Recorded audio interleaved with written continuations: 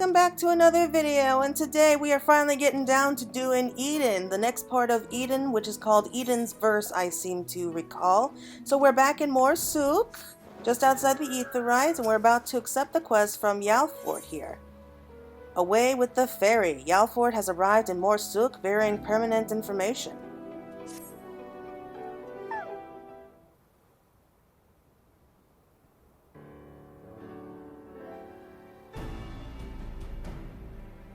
Ah, there you are.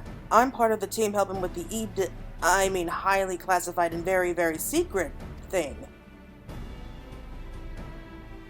The fact of the matter is, I've come to inform you of a rather interesting development. It's about the girl who was brought back from the empty. She's finally woken up, you see. Really? Yalfort, and Claire too. We heard the news from Thancred. Is it true? Why, yes, it most certainly is.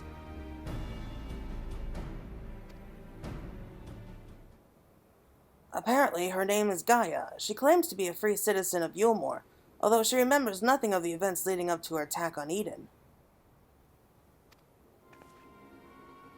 She lost her memory? Parts of it, at the very least. We also cannot be sure whether she's telling the truth or if it's merely a ruse. She's yet to display any hostility, which is encouraging, I suppose. And Thancred's with her now, is he? Yes, he's taken her to Eulmore, mainly to verify what she's told us so far. Quiz the locals, that sort of thing. After that, the plan is to come back here, though they're taking rather longer than I anticipated. I do hope nothing is amiss.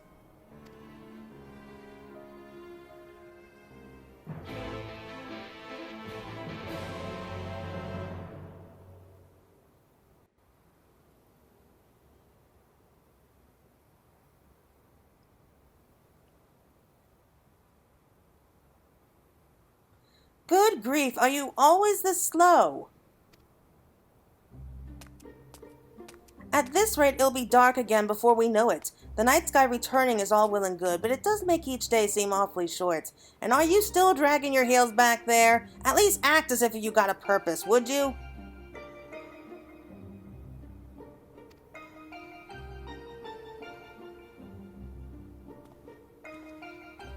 Now look here, I'm not one of your servants. Why don't you try carrying your own luggage for a change? Thancred, you're back.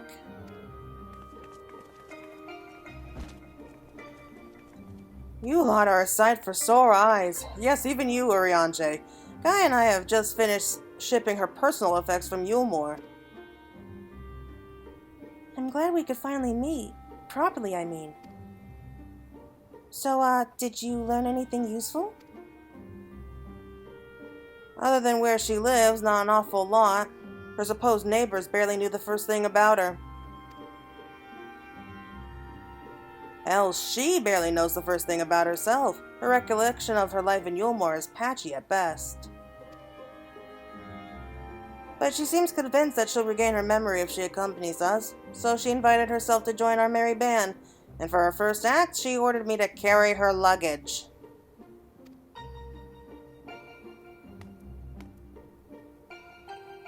If you insist on standing around talking, might I suggest finding a place to sit down first? My feet are killing me.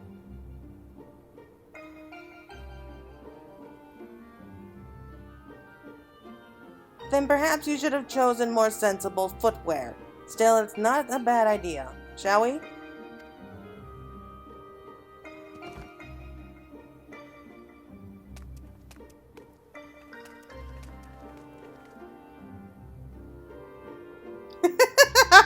I love it! He's carrying luggage around. I just love it. And I love that they're already poking fun at her shoes. You can't blame them. I mean, how do you walk in those things?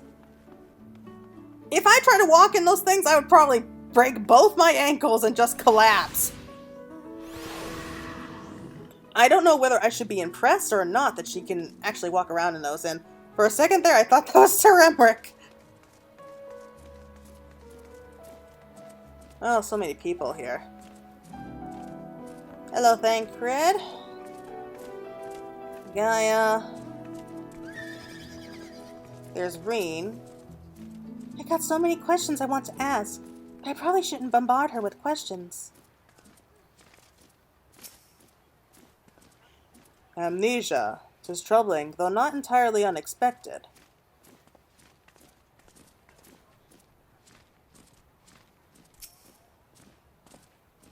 I've given you my early impression of Gaia, but I would be interested in hearing your opinion. Go on and talk to her and see what you can make of her situation.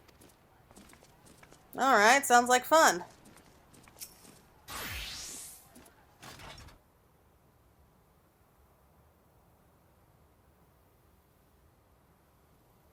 So, you don't remember anything at all?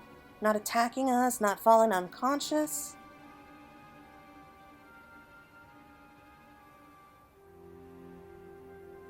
Such selective amnesia would rightly raise suspicion with those of a cautious mind. Yet if she don't speak the truth, it would lend credence to my current hypothesis, though admittedly some further... Not now, Urianger. She's only just woken up. We don't want to bore her back to sleep. In any case, I prefer to follow my instincts, and they're telling me that Gaia means us no harm. After much deliberation, I thought it only right to let her know about our work in the empty, as a sign of goodwill. After all, trust works both ways. But I would ask you, Claire, not to let your guard down just yet.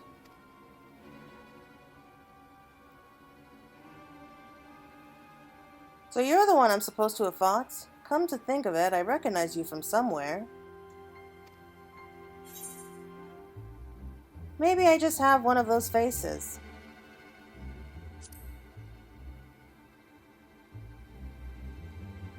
Or perhaps you just didn't leave too much of an impression.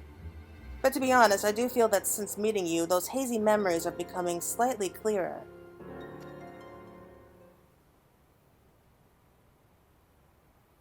It's like remembering fragments of a dream, only to realize those things actually happened. It's as though my whole world has been leading up to this. Thou speakest as though thou did expect these events. I guess you could say that. It's what the fairy tells me.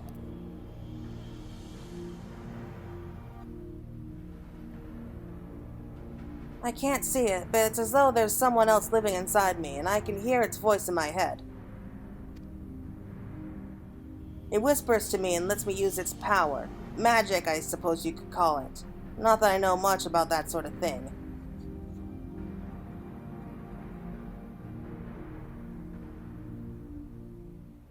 And this power alloweth thee to tear open the fabric betwixt realities, that thou mayest call forth the ether-starved denizens of what remaineth of the 13th?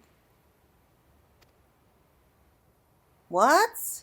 Was that supposed to mean something, or are you just sprouting random words at me? Honestly, I don't know how you all put up with this. I've only just met him, and his insufferable prattle is already giving me a headache. Gods, I still can't believe I'm having this conversation. And to think that I was flying about in a suit of armor, waving a sword. That doesn't sound like me at all. Someone else inside you. Like Minfilia was inside me.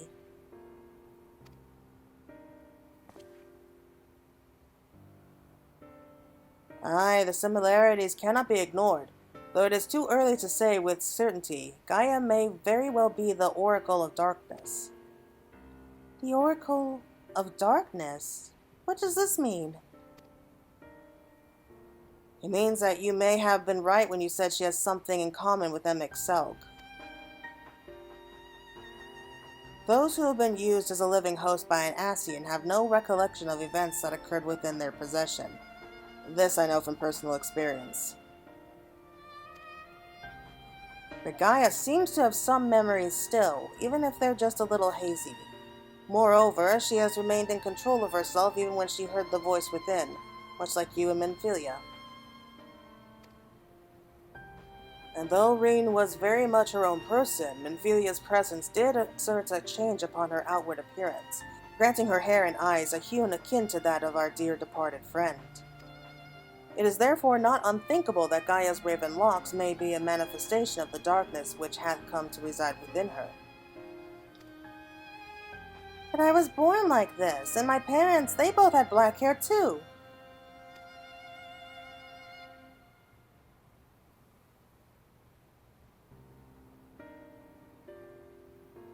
Or at least I think they did. It's been so long since I saw them, I can't remember so well. But enough about me. You're Minfilia, aren't you? The Oracle of Light, who they were hosting in Eulmore? That's right, though imprisoning is a better word. They kept me locked away, and I didn't know much about Eulmore and its people, or the rest of the world for that matter. I see. And how exactly did the Oracle of Light come to run with the Warrior of Darkness? Well, it all started when...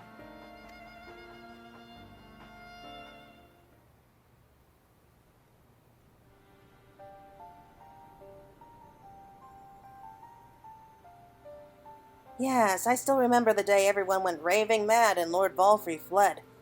Everything after that is still a blur, though. From what Gaia told me, she wasn't part of the mob that attacked us, but how was she able to resist Valfrey's control? Mayhap twixt the intervention of this fairy of whom she speaketh. As curious as that may be, we still don't know why she appeared out of nowhere as soon as Eden took flight.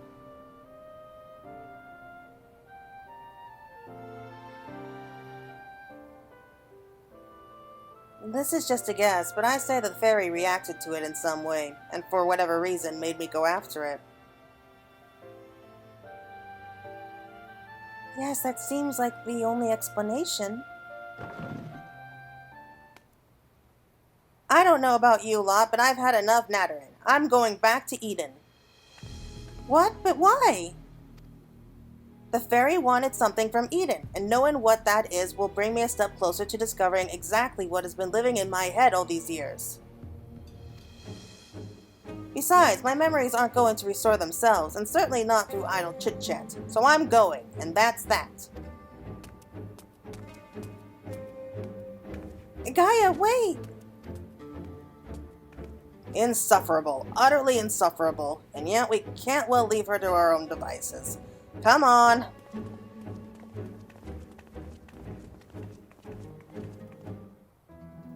I do like that they just keep poking fun at Urianger. I mean, to be fair, he does deserve it after all the stuff that he put them through. I mean, Thancred especially seems to be poking a lot of fun at him. Well, him and Y'shtola. The others aren't so bad. Yeah, in fact, I think the majority of the teasing is coming from Thancred and Y'shtola. So I'm guessing that there's some negative feelings here about the whole thing. So let's head over back to Eden. And let's see if we can find her. I don't see her here. Wait a minute. Did I just pass them and I wasn't paying attention? I did, didn't I? Oh no. Oh well, let's head back. It's a good thing that we know how to fly here. Otherwise, getting around would be a pain. So, it's gotta be around here somewhere. So, once we find her here, then we'll be heading off to try it. Nope. I just saw the group of people there and I was like, okay, so we head over there. That's where the next part of the quest is. Sense your mark to the northeast. Oh, okay. Yeah, I'll be back in just a quick moment here. I'm just going to go and hunt that thing real quick. Be right back. Okay, I'm back. Thank you for waiting. I've just been DPSing so much lately that I'm just so used to it right now, and I don't want to relearn to do tank right now. I mean, I'm going to be playing as a tank throughout these next 2 trials, but still. Oh, hello, Ryne. She can't have gone far, especially not in those heels. Again with the heels. Poor Gaia, she's just having such a rough time.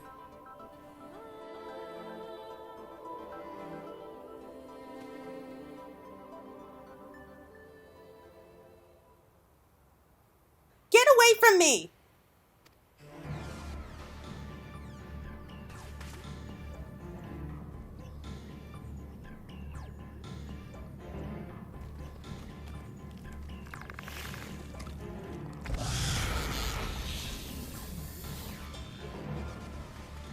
Gaia!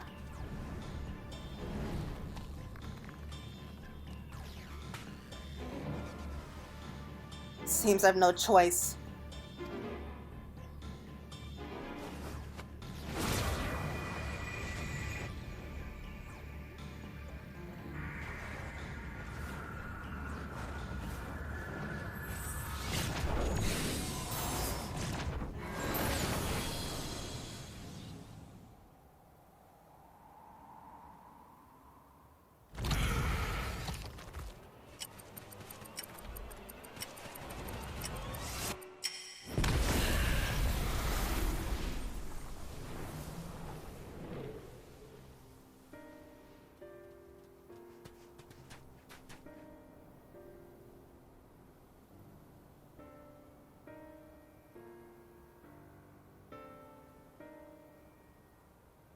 What am I?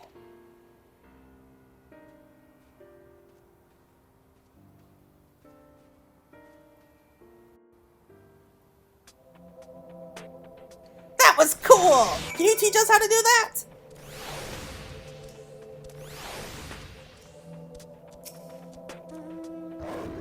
I'm not entirely sure what I just witnessed, but I'm glad she's unharmed. Powers befitting the Oracle of Darkness. When you fought Gaia, she opened void gates, yes?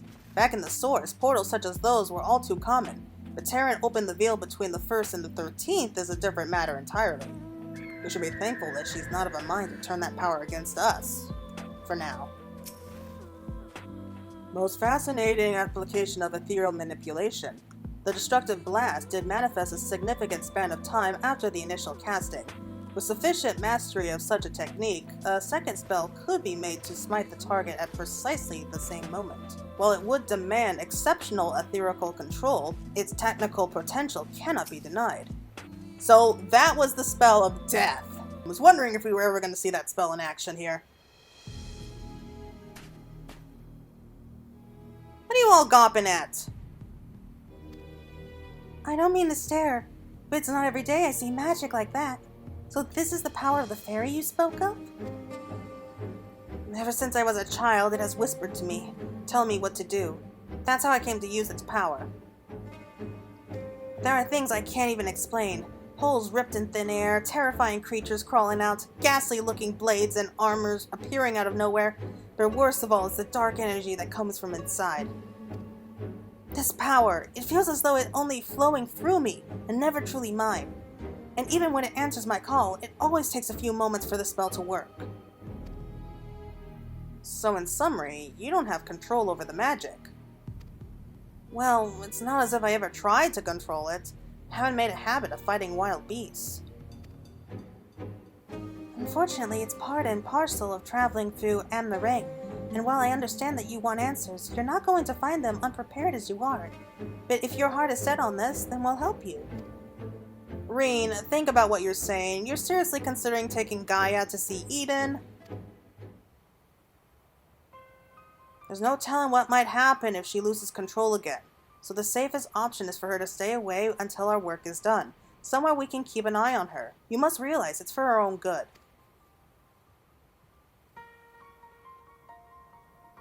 I must concur with Thancred's assessments. At present, we know precious little of Gaia's origin and less still of her powers. If she is indeed the Oracle of Darkness, her presence may compliance a task already fraught with danger, placing our mission and her own well-being in jeopardy. In full knowledge of the risks, dost thou still wish to pursue this course?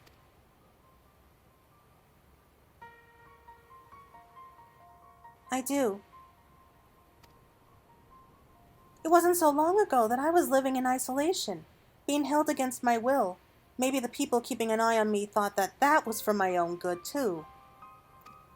But if we shut Gaia away for our own convenience, we're no better than Valfrey and Ranjit.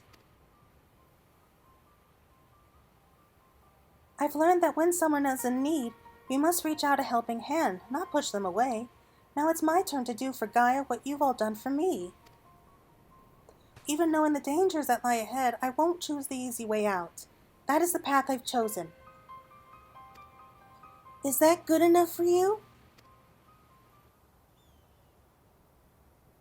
Well, I can't say fairer than that. How about you, Urianger? The light of thy spirit doth burn bright. My apologies, my dear, but we felt it necessary to test thy resolve. Let suffice to say that thou hast left no room for doubt. For what it's worth, Ryne, I never doubted you, but make no mistake, the danger that Urianger and I spoke of is all too real. If you're prepared to go through with this, we'll be right there beside you. That means a lot to me. Thank you. Couldn't care less who I travel with, but if we're going to go, then let's get going already. There's supposed to be some sort of craft waiting at the southern watchtower, yes? Come on then, and don't fall behind.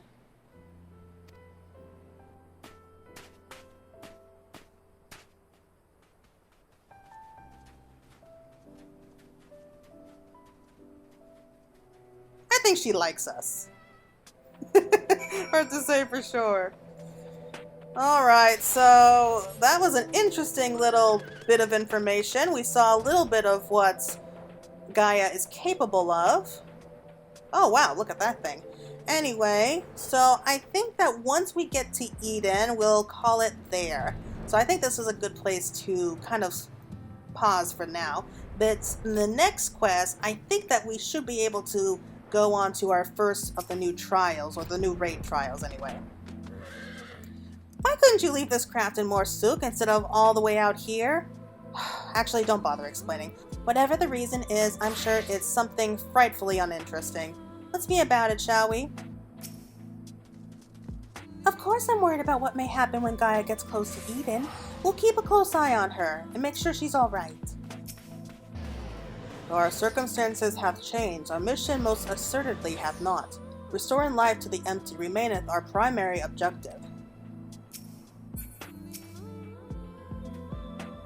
It might be a bit of a tight squeeze with the 5 of us, but we'll manage. Perhaps Urianger can sit on top of our luggage. Like I said, they're just so hard on him. But he had it coming, so I think this is just their way of getting back at him for lying to them. I'd hoped that during our absence, the rebalancing of Nth and Ether might work further change. Alas, was not to be. As usual, we should keep our sojourn here as brief as possible. Let's tend to business quickly. Everything seems fine here, so far as I can tell. As for Gaia, she hasn't started attacking anything yet, so I'll take that as a good sign. Alright, so let's go and talk to Gaia real quick. So there it is. Oh, well, that's a surprise. Alright everyone, so I think that's... Ooh, are we getting another cutscene?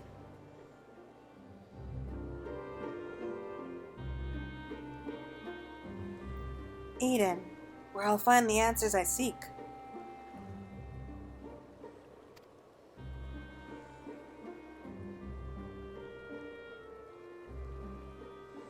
The bringer of the flood, the first sin eater. Would it lead me to my past or my future?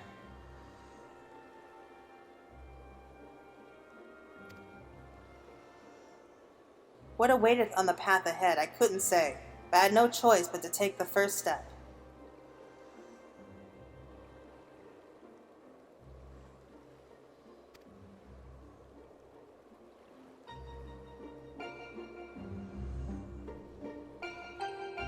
Well, that was cool. It's not often that we get someone's inner monologue. Alright everyone, so I guess that's going to be it for now. It looks like, yes, so the next quest is where we unlock Ramul. So, until next time everyone, I hope you all take care and join me for my blind run of Ramul next time.